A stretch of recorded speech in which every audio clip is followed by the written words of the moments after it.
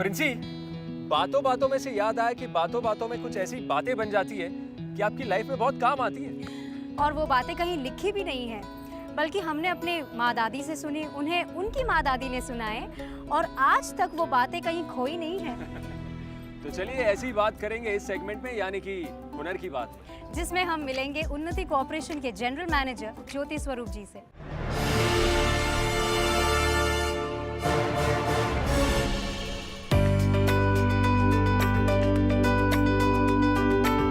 ज्योति जी, मैंने एक जगह इतने सारे करेले तो नहीं देखे हैं और ये बड़े स्मार्टली इस पे काम कर रहे हैं। कितना टाइम लगेगा इनको ये सब करने में?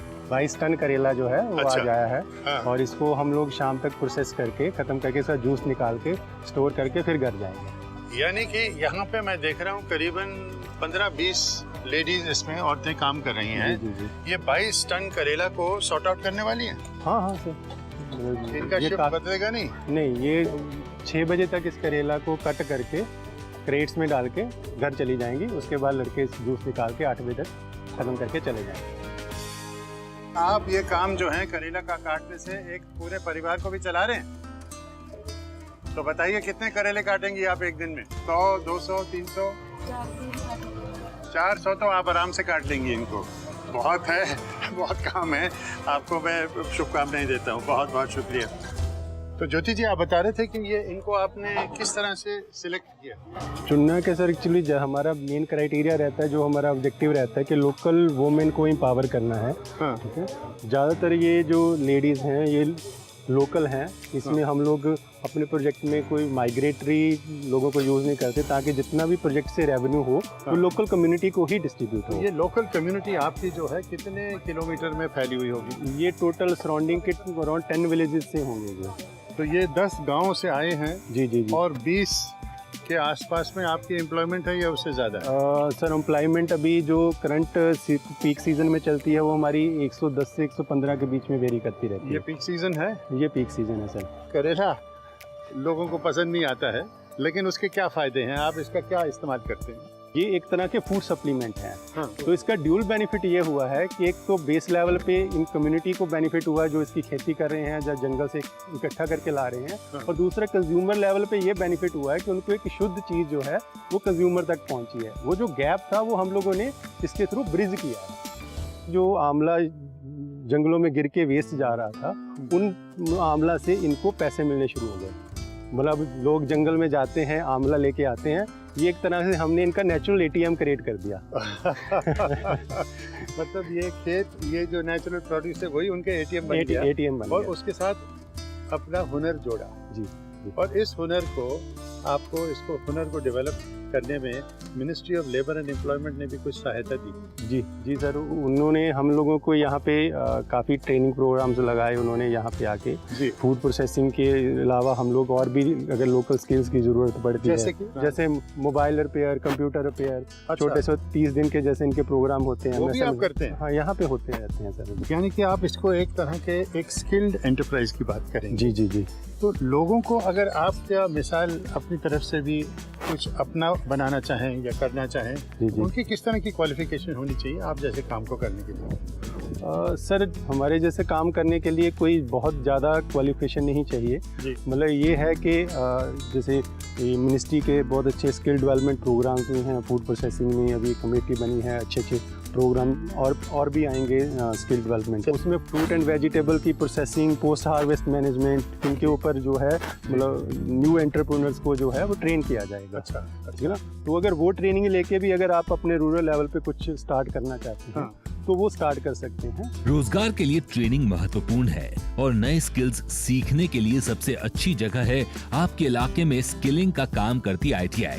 फूड प्रोसेसिंग और पैकेजिंग के तेजी से बढ़ते क्षेत्र में DGE&T ने शुरू किए हैं CTS के माध्यम से कई courses. Fruit vegetable processing, agro processing, milk and milk products, food and beverages, bakery and confectionery.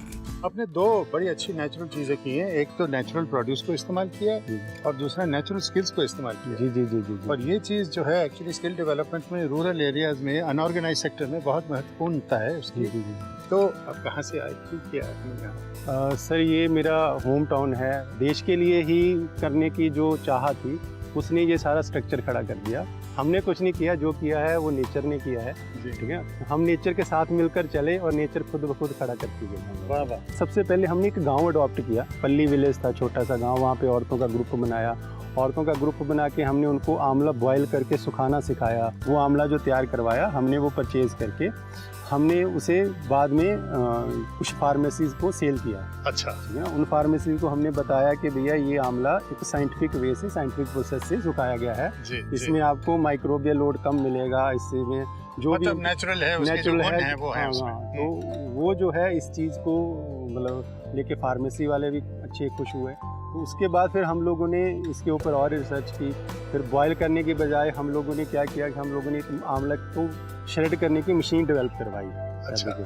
ताकि आंवला को बॉयल ना करना पड़े, जो उसके गुण बॉइलिंग में डिस्ट्रॉय तो होते जो हैं। भी आपने उसके बाद मशीन्स भी डेवलप करे, जी जी वो आपने according to local conditions develop करे। जी हाँ, कस्टमाइज मशीनरी आप कह सकते हो।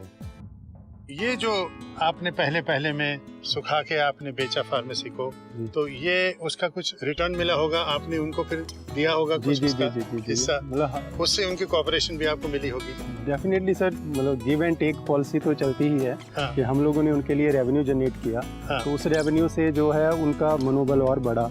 जी। उन्होंने हमें कहा कि हम लोग और ज़्यादा आंवला इकट्ठा कर सकते हैं। अच्छा। आप बड़े लेवल पे क्या कर सकते हैं। हाँ। तो इस तरह से मतलब धीरे धीरे लोग जुड़ते गए, कारवां बनता गया और हम आगे चलते गए। अब इस कारवां को कहाँ जाना है? हमारा जो भी विज़न है वो ये है कि हम लोगों ने इस जो इंडस्ट्री को हो, हमने एक बहुत अच्छी एक न्यूट्रासिटिकल जो है अनऑर्गेनाइज न्यूट्रासिटिकल सेक्टर में लेके आना चाहते हैं। अभी हम लोग माल न्यूट्रिशन के ऊपर काम कर रहे हैं। हम लोग एक ऐसी जैगरी बार्स डेवलप कर रहे हैं जो आयरन से फोर्टिफाइड होंगी। अच्छा। कि आयरन की गोलियां खाने के बजाय अगर हम लोग गुड़ की 10 ग्राम गुड़ की एक बार जो है बच्चे को दे दें, हाँ। ठीक है ना, तो उससे सफिशिएंट आयरन मिल जाए। और जो लोकल रिसोर्सेज हैं, आंवला है, यहाँ पे नींबू है, गलगल, सिट्रस फ्रूट्स बहुत हैं, इनसे फिर आगे फर्दर न्यूट्रिशनल ड्रिंक्स बनाने का हमारा प्लान है।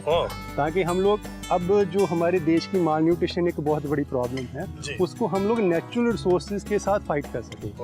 तो ये जो है एक सोशल ऑब्जेक्टिव है।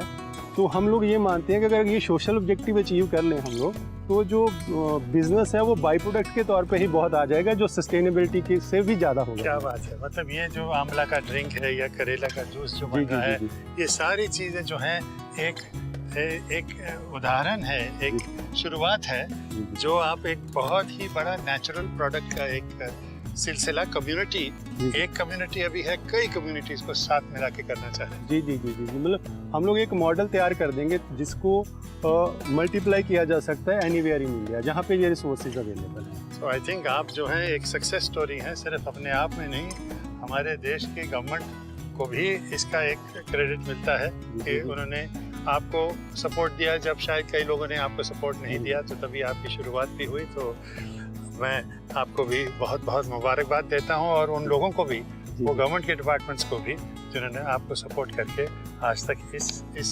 इस मंच पे लाया, इस पोजीशन में लाया। शुक्रिया सर, बहुत शुक्रिया। Thank you. All the best. Thank you very much. Princy, अगर मैं तुम्हें एक चाबी दूं और कहूं कि ये सफलता की चाबी है, तो तुम उससे कौन सा ताला खोलोगे? ये कैसा सवाल हुआ सनी?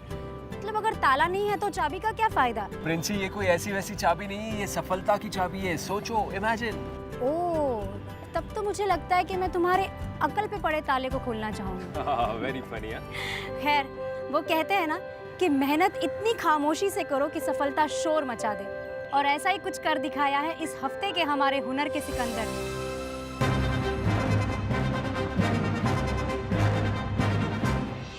स्किल का ज़माना है, जिसके पास है उसी को ज़्यादा प्रेफर करती हैं, कंपनीज करती हैं, गवर्नमेंट जॉब नहीं करती हैं। इसीलिए मैं ITI में दाखिला नहीं किया।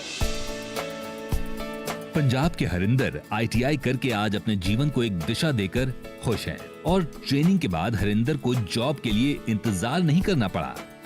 ट्रेनिंग के बाद 1 हफ्ते के बाद मेरे को जॉब लग गई थी हिंदुस्तान यूनिलीवर में, जो कि किसान ब्रांड के प्रोडक्ट बनते हैं। जैम बनता है, केचप बनता है, मायोनीज बनती है। ट्रेड से जानकारी दी, जो कि इस समय बहुत फेमस है, पूरे वर्ल्ड में इसकी बड़ी मांग है। हरिंदर को सिर्फ चाह थी जिंदगी में आगे बढ़ने की, और बिना विचलित हुए वो सिर्फ हुनर की राह पर चलते रहे।